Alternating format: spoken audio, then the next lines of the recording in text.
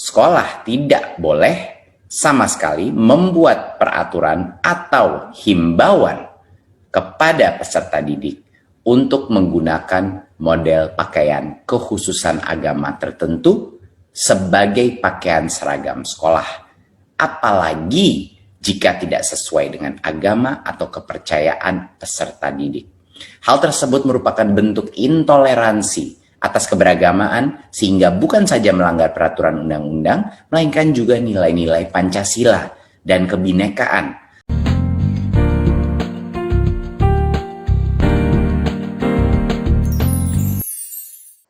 Shalom. Salam sejahtera dalam kasih Tuhan kita Yesus Kristus. Jumpa kembali dengan saya Pendeta Berton Nababan. Saya menyapa Bapak Ibu Saudara dimanapun berada. Apa kabarnya?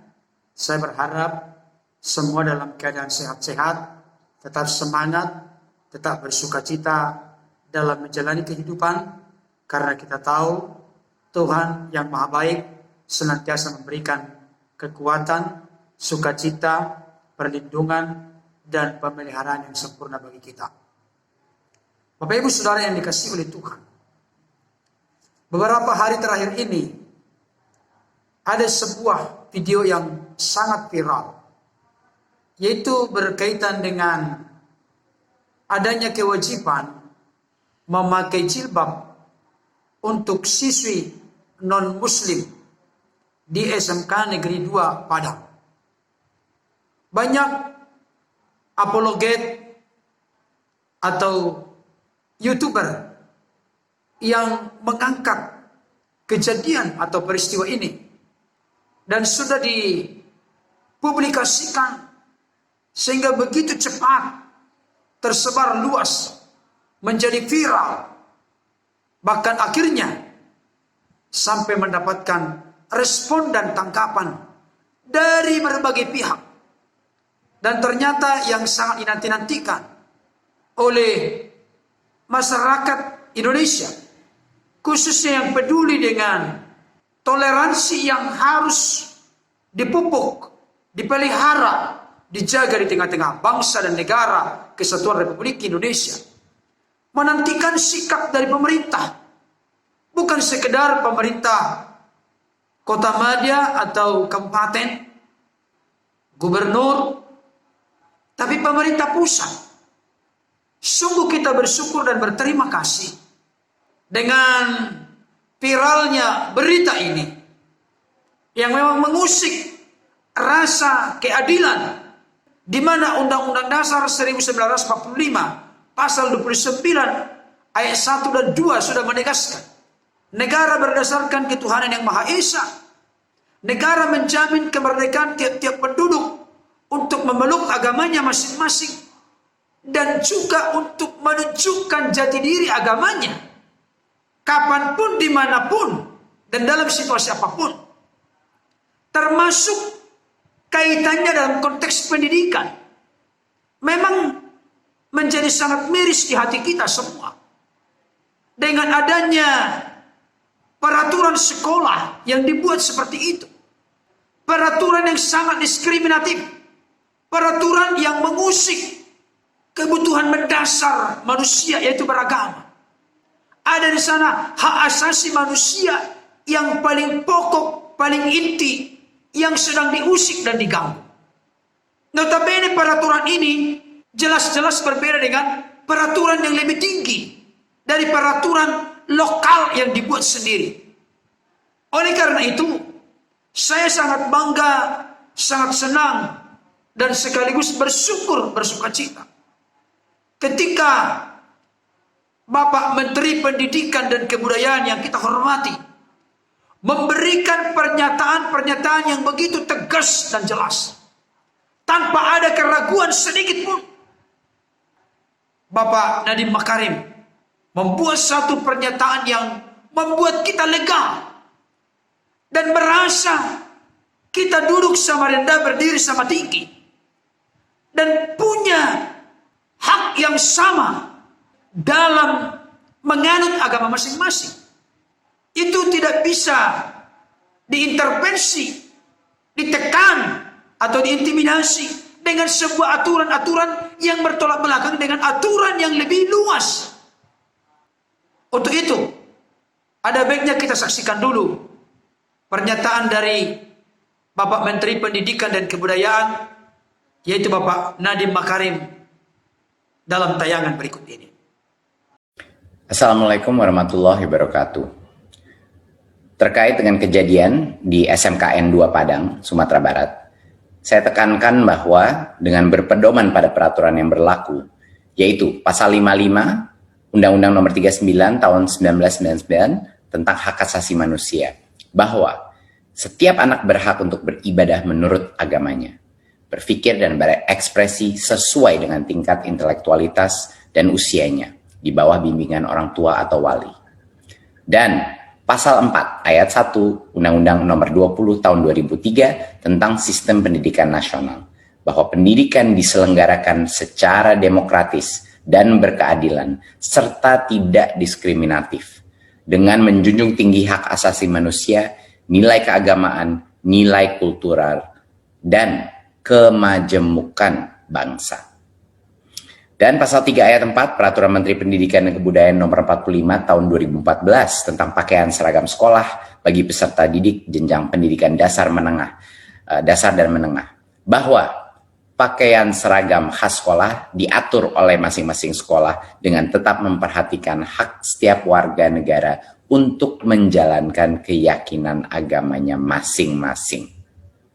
Maka sekolah tidak boleh sama sekali membuat peraturan atau himbauan kepada peserta didik untuk menggunakan model pakaian kekhususan agama tertentu sebagai pakaian seragam sekolah, apalagi jika tidak sesuai dengan agama atau kepercayaan peserta didik. Hal tersebut merupakan bentuk intoleransi atas keberagamaan, sehingga bukan saja melanggar peraturan undang-undang, melainkan juga nilai-nilai Pancasila dan kebinekaan. Untuk itu pemerintah tidak akan mentolerir guru dan kepala sekolah yang melakukan pelanggaran dalam bentuk intoleransi tersebut. Sejak menerima laporan mengenai SMKN 2 Padang, Kemdikbud telah berkoordinasi dengan Pemda untuk segera mengambil tindakan tegas. Saya mengapresiasi gerak cepat Pemda terhadap pihak-pihak yang terbukti melakukan pelanggaran. Selanjutnya saya meminta agar pemerintah daerah sesuai dengan mekanisme yang berlaku segera memberikan sanksi yang tegas atas pelanggaran disiplin bagi seluruh pihak yang terbukti terlibat, termasuk kemungkinan menerapkan pembebasan jabatan, agar permasalahan ini menjadi pembelajaran kita bersama ke depannya. Kami di Kemdikbud akan terus berupaya untuk mencegah adanya praktek-praktek intoleransi di lingkungan sekolah.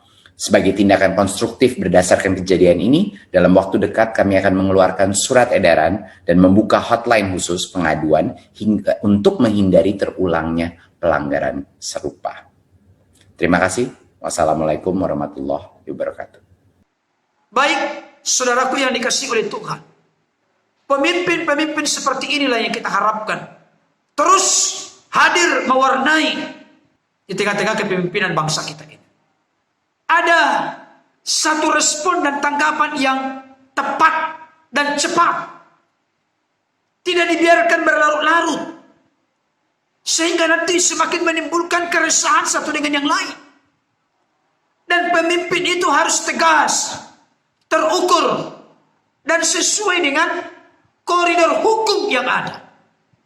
Memang dari dulu sejak kecil saya diajarkan oleh guru-guru saya, baik di SD, SMP, SMA, kuliah, takut karena salah, berani karena benar.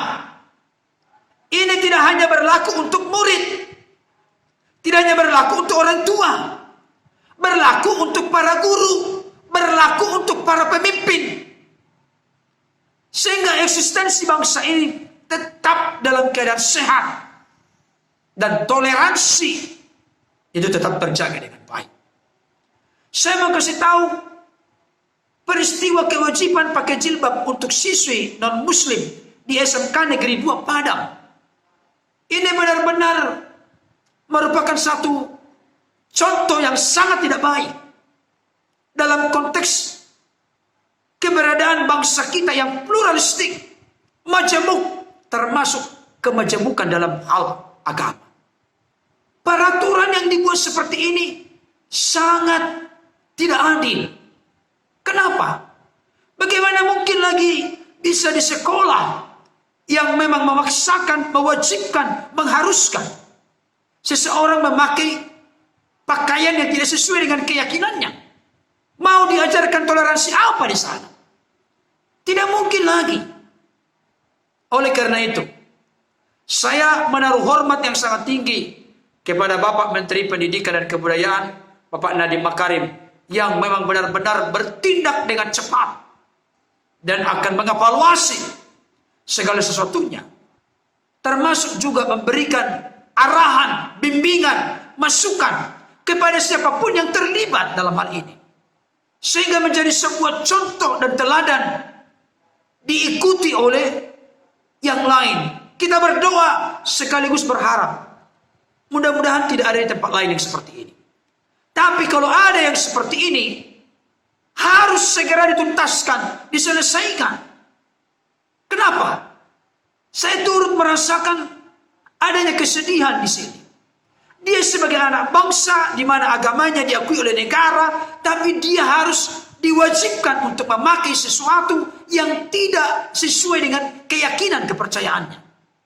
Apalagi ini notabene adalah sekolah negeri yang semuanya dibiayai oleh negara.